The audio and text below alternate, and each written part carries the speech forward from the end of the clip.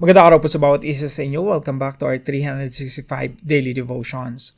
So tutuloy po natin yung ating series patungkol po sa God's Generous Provision. Ang Diyos po natin ay pinagkakaloob po lahat ng ating pangailangan sapagkat ang Diyos po natin ay mapagbigay sa lahat.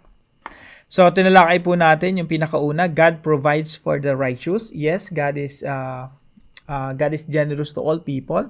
Pero sinasabi po ng banal na kasulatan, mas generous ang Diyos sa mga taong namumuhay ng may katuwiran.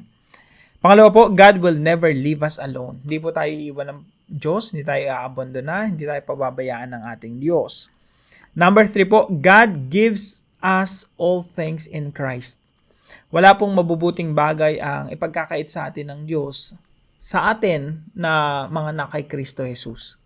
Si Kristo po yung pinaka-conduit, pinaka-daluyan ng pagpapala patungo sa atin. Kung paano ang Panginoong Kristo ay napako doon sa krus at sa pamamagitan niya dumaloy, kumbaga bumaha ang pagpapatawad ng Diyos, bumaha ang pagliligtas ng Diyos sa pamamagitan ng krus ng Panginoong Kristo, bumaha ang mayamang biyaya ng Diyos at yun ay natamasa natin, tinanggap natin. So, sabi ni Apostol Pablo, kung sa pamamagitan ng Panginoong Kristo ay napagpala na tayo, nailigtas na tayo, ano pang mabubuting bagay ang pagkakait ng Diyos sa atin. So God gives us all things in Christ, at ngayon naman po, God is generous to those who seek Him. Ang Diyos po ay mapagbigay, lalo na sa mga taong naghahanap sa Kanya. Alam niyo po, walang kumatok sa Diyos ang pinagsaraduhan ng Diyos at pinanatili ng Diyos na nakasarado ang kanyang pintuan. Walang umanap sa Diyos nang ipinagkait niya ang kanyang sarili. So, God is generous to those who seek Him. Ngayon po, sa ating sitwasyon natin ngayon, magkakaiba tayo ng sitwasyon. Pero pakatandaan po natin yung Diyos ng Biblia, Diyos ni Abraham, Diyos ni Jacob, Diyos ni David, Diyos ni Moses, Diyos ng Old Testament, ng New Testament, parehong Diyos pa rin natin hanggang sa kasalukuyan. Kung papaanong sila'y lumapit sa Diyos at nakatanggap ng tulong at tumanggap ng biyaya ng Diyos, ganun pa rin po sa kasalukuyan. Maaari po tayong lumapit sa Diyos at tumanggap ng saklolo, ng tulong sa ating Diyos. Sabi po sa Psalm 34 verse 10, "The young lions suffer want and hunger, but those who seek the Lord lack no good thing." Sa Tagalog po, ang mga batang leon ay nagkukulang at nagugutom. Ngunit silang humahanap sa Panginoon sa mabubuting bagay ay hindi nagsasalat. So ito po yung una nating teaching ngayong umaga. Number 1, God is a generous Father. Mga kapatid, I hope maging realization po ito sa atin ngayon mismo, no? Na yung Diyos natin, He is a Father in heaven. He is our Father in heaven. Para sa iba, no, naging masama yung tatay nila dito sa lupa. Yung totoong tatay nila dito sa mundo, hindi naging mabuting halimbawa. Napakahirap para sa kanila paliwanag na yung Diyos, He is a good Father Kasi walang example. Walang kinalakihan na mabuting tatay. Pero pakatandaan po natin, yung Diyos Ama na nasa langit, hindi natin kaya ikumpara kahit sa pinakamabuting ama dito sa lupa. Kung sakali naman hindi naging mabuti ang iyong tatay, salamat sa Diyos kasi meron pa tayong isa pang tatay sa langit. Yung ultimate Father in heaven na siyang kakalinga sa atin. He is our generous Father. Ang Diyos natin mapagbigay, at ang unang niyang ibinigay sa atin, pagmamahal. Noong mga panahon na tayo nagre-rebelde sa Kanya at gumagawa ng kasalanan, namumuhay sa kasalanan, inibig niya tayo. At ang Panginoong Kristo ay sinugo niya rito upang maipanumbalik yung relasyon natin sa Kanya. Upang, dumating tayo sa pagkakataon na matatawag natin siyang muling Ama at tayo tatawaging mga anak ng Diyos.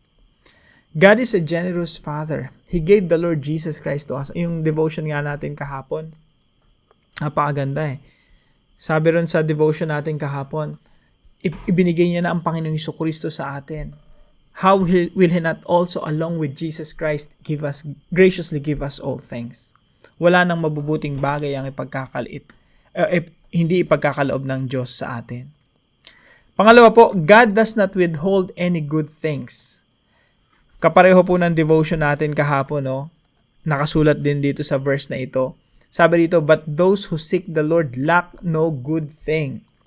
Walang mabuting bagay ang ipagkakait ng Diyos sa atin. Sabi po rito sa Tagalog, ang mga batang leon ay nagkukulang at nagugutom. Ngunit silang humahanap sa Panginoon sa mabuting bagay ay hindi nagsasalat o hindi nauubusan ng mabubuting bagay. So yung Diyos po natin, He is our generous Father. Mapagbigay yung Diyos sa atin. Now, sabi po sa Bible, all good things come from the Lord. So nasa Kanya lahat ng mabubuting bagay. Dahil tayo ay na kay Kristo Jesus. Dahil tayo ay na kay Jesus na parang binabalo tayo, no, ng pagkatao ng Panginoong Jesucristo. Kung paanong minamahal ng Diyos Ama ang Diyos Anak, kung paanong mahal ng Diyos ang kanyang anak, ang ating Panginoong Jesucristo, ganun niya din tayo minamahal. Kaya po sinasabi ng banal na kasulatan na tayo na kay Kristo, kapwa tagapagmana na ng Panginoong Jesucristo. Romans chapter 8 verse 16 and 17. Kung anong pagmamayari ng Panginoong Jesucristo, pagmamayari mo rin. Kung ano yung ibibigay ng Diyos Ama sa Diyos Anak, ibibigay niya rin sa atin. Now, hindi nga lang po ito mangyayari sa kasalukuyan ngayon. Kasi po hindi natin kayang i-manage yung kayamanan ng Diyos. Hindi natin kayang i-manage yung lahat ng pagpapala ng Diyos. Kaya yung Diyos, hinuhold niya yung kanyang blessing sa ngayon. Pero darating po yung time na tayo magiging katulad ng Panginoong Jesucristo, hindi na tayo nagkakasala, talagang ibubuhos niya sa atin lahat ng pagpapala. In the future, mangyayari po yun, no? Sa perfect world. Pero ngayon pa lang po, lahat ng binibigay sa atin ng Diyos, yan lang po yung kaya talaga nating i-manage. Kaya wag po nating isipin na yung Diyos madamot pag maraming mga bagay na wala tayo. Isipin na lang natin, hindi kasi natin kayang i-manage yung pagpapala ng Diyos sa kasalukuyan na yung ating mga katawan ay makasalanan pa. God does not withhold any good things from us. Tandaan natin, God is generous at walang pinagkakait yung Diyos sa atin ng mabubuting bagay. Kaya someday in the future, pag perfect na tayo, kumbaga perfect stewards, perfect managers na tayo, lahat yun buhos talaga sa atin. So, God does not withhold any good things. At pangatlo po, God wants His children to seek Him. Gusto po ng Diyos na yung kanyang mga anak lumalapit sa Kanya. Alam niyo po, tayong mga magulang, pagdating sa ating mga anak, di ba natutuwa tayo pag yung mga anak natin lumalapit sa atin? Humihingi ng mga bagay-bagay sa atin. Ayaw natin na yung mga anak natin iniitsapwera tayo. Di ba?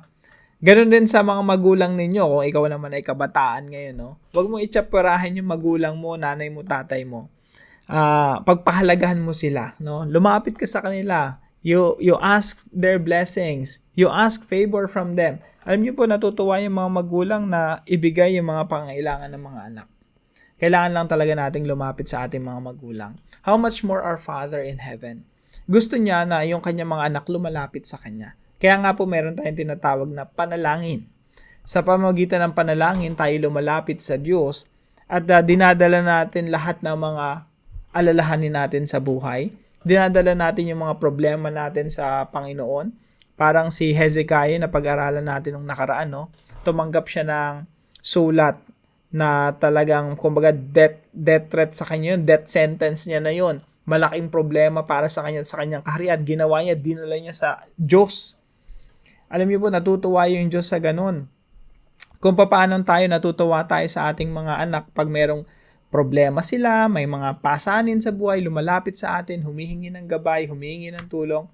Ganun din po yung Diyos sa atin. So, God wants His children to seek Him. Ngayon mga kapatid, kung ano man sitwasyon natin, lumapit tayo sa Panginoon, humingi tayo ng tulong sa Kanya. Natutuwa si Lord na lumalapit tayo sa Kanya. So, sabi po ng verse na ito, but those who seek the Lord lack no good thing. At yung mga naghahanap sa Diyos, lumalapit sa Diyos, hindi nagkukulang ng mga mabubuting bagay. Napakaganda po itong verse na ito. Isabuhay po natin. So, application number 1. Trust that God is generous. Pagtiwalaan po natin na mapagbigay ang Diyos. Huwag po nating isipin na yung Diyos, pinagtataguan tayo. Kung yung mga magulang nga natin, di ba, mapagbigay sa atin? Meron ba kayong kilalang magulang na merong mabuting bagay na ipinagkakait sa kanyang mga anak? Na kaya niya namang ibigay. Pinagkakait sa kanyang mga anak. Kung meron man, napakabihira siguro ng ganong klaseng magulang. Kasi lahat ng magulang na kilala ko, pag mabuting bagay yan, ibinibigay sa kanyang mga anak. Now, yung Diyos po natin, pagtiwalaan po natin, He is generous. At binibigay niya yung pinakamainam para sa atin. Point number 2, do not ask beyond God's will, God's good will.